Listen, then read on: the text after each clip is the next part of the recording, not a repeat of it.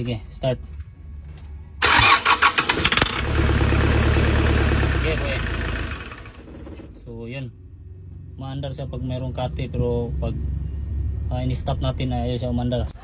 Ang unit natin, Hyundai Porter D4CB engine, fully electronic. Okay, start. Ang problema dito, hard start daw, pero ngayon kita natin na ayaw na talagang umandar. So yun, ayaw talaga umandar yung engine natin. So ang gagawin natin dito ay lagyan muna natin ng kate, so RC1, para umandar siya, para malaman natin kung hard start lang ba yung problema natin. Sige, start. Kinatian lang muna namin para malaman natin kung hard start lang ba yung problema. So yun, maandar siya pag mayroong kate, pero pag in-stop natin ay ayaw siya umandar. So try natin ulit. Okay, start. Kita natin dito na hindi lang hard start yung problema, kundi ayaw talagang umandar. Okay. So ibig sabihin ay ayaw talaga umandar yung engine natin kahit mayroong kate. So gawin natin ay gamitan ng bulang kristal to. Yung code natin dito ay camshaft sensor A circuit bank 1. So circuit to, ibig sabihin ay posible na may problema yung wirings dito. So yun yung titingnan natin kung ano ba yung problema. Kaya gagawin natin ay magbaklas na naman tayo ng mga wirings. Sige ko ni Dix, tanggal ako ng wirings baya.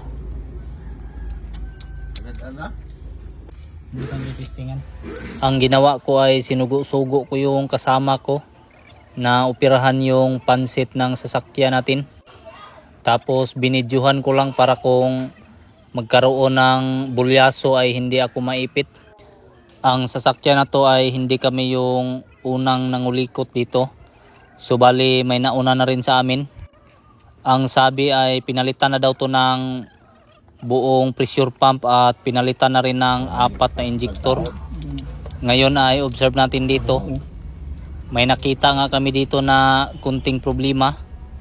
So ayan, yung wirings natin ay parang naipit siya. Durog yung buto ng wirings natin at naputol pa. Pero hindi naman to problema. So madali lang naman natin tong masolusyonan. Kaya yan, ang ginawa ng kasama natin dito ay sinumpay-sumpay niya lang muna yung naputol na wirings natin. Pero sa tingin ko hindi naman talaga to yung pinaka problema ng sasakyan natin. Kasi umaandar naman daw talaga to nung una, pero hard start lang. Ibig sabihin ay medyo mataas-taas pa talaga tong trouble natin. Kaya samahan nyo lang ako at tapusin natin yung video para magka-idea naman tayo. Dahil sa tapos ng ma-fix yung wirings ng camshaft sensor natin. So ayan, subukan na naman nating paandarin ulit. Kita natin na ayaw pa ring umandar yung engine natin. Ang ginawa namin ay kinatihan lang muna namin para malaman natin kung andar ba. Kita natin dito na umandar yung engine. Pero ngayon observe natin yung andar ng engine na palyado naman. Medyo kurog-kurog yung andar ng engine natin dito. Kaya na ibirit-birit lang natin ng kunti. Medyo kapiki talaga yung andar ng engine natin. Sa guyod yung pitaka dito. Pinatay muna natin yung engine, tapos try nating paandarin ulit kung andar ba. So yan, malakas lang yung redundo pero ayaw talagang tumuloy. Try nating katihan ulit kung andar ba talaga. So yan, kita natin na umandar siya. Ibig sabihin ay ito na yung hard start na sinasabi nila. Dahil sa palyado naman yung andar ng engine natin, kaya ang una nating gagawin dito ay patinuin muna natin yung andar ng engine natin. Baka kasabay ng palyado ay siya ring hard start. So ayan, ginawa namin dito ay tinanggal muna namin yung injector number 2. So ayan, pagkatapos itong injector number 4 naman ay tinanggal na rin namin. Base kasi sa mga manual hula-hula namin ay nandito yung posible na problema. Pasok matski.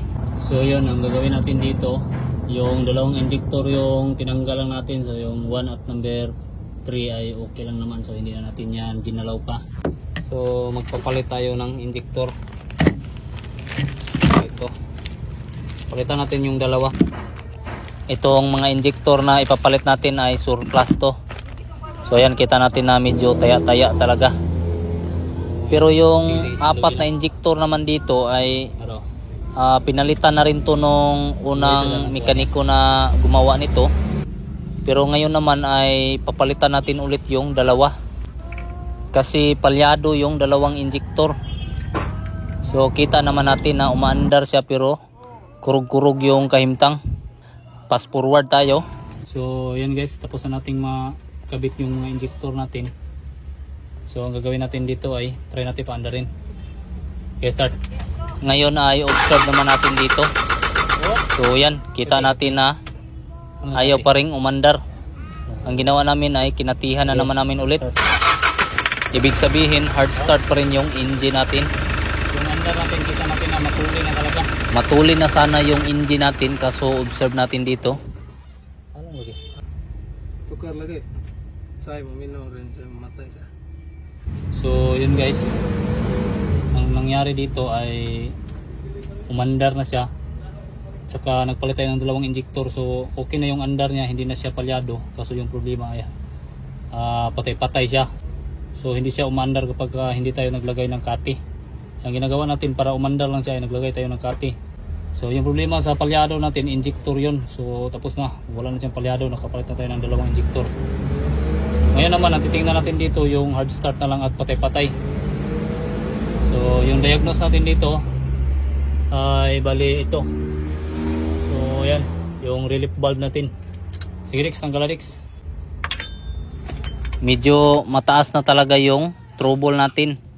So parang sa tingin ko ay dumami yung sira mula sa wiring papunta sa injector at ngayon naman ay ito. So ayan, ito yung mukha ng relief valve natin. Ang gagawin natin dito ay papalitan natin to. So ayan, ito yung ipapalit natin. Sa madaling salita ay ito talaga yung dahilan ng hard starting. So parang sa tingin ko ay ito lang siguro sana yung problema nung pinakauna pa lang. Kasi sabi ay hard start lang naman daw yung problema dito. Di lang muna tayo magsasalita ng patapos, baka pagkatapos nating makabit to ay hindi pa rin to masolve ang hard start. So ayan, tapos na nating makabit yung bagong relief valve natin. Ang gagawin natin dito ay try natin itong paandarin. So sige, lucky clutch. Tingnan natin kung hard start pa rin ba. Ang gagawin natin, hindi na tayo maglalagay ng kati para magkaalaman talaga. Ngayon ay normal lang to na medyo hard start pa kasi sumingaw yung diesel natin. Bagong kabit pa kasi yung relief valve. Try natin patayin kung andar pa rin ba. Ngayon ay dito na magkaalaman. Try natin. Ayun, wow, amazing. So ito lang yung dahilan bakit patay-patay siya at hard start. Yan, try natin ulit. Start. Yun. Kita natin na one click na talaga siyang mandarin. At di pataka na naman tayo dito. Okay. Malakas talaga yung power ng engine. Hindi na natin kailangan pang mag-root test dito.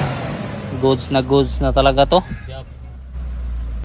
Mga pinalitan natin, dalawang injector at saka itong relief valve.